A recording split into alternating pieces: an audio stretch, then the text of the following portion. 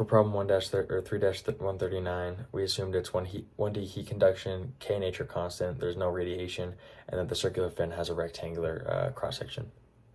So for 3-139, you start off with this pipe with the flange, and you know that the thermal resistance dividing the temperature difference is going to equal the heat flux, and that's also going to be equal to the heat flux through this fin.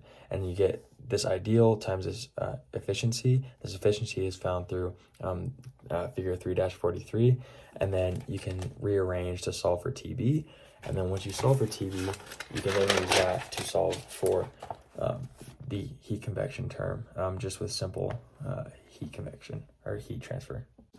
For the second problem, we assumed similar things to the first problem where radiation is negligible. It's 1D heat transfer, and then the fin can be represented by a cylinder.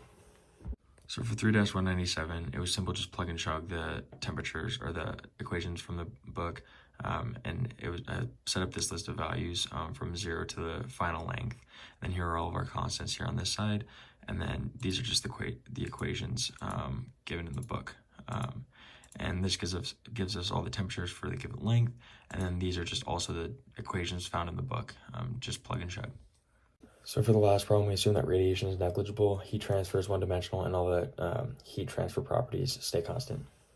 So for the first part of the last problem, I just used the boundary condition that convection equals conduction at a surface, and then you can use the given wattage to calculate the T infinity minus T2, and then you can also find the T2 minus T1, and because you know T2, you can solve for T1.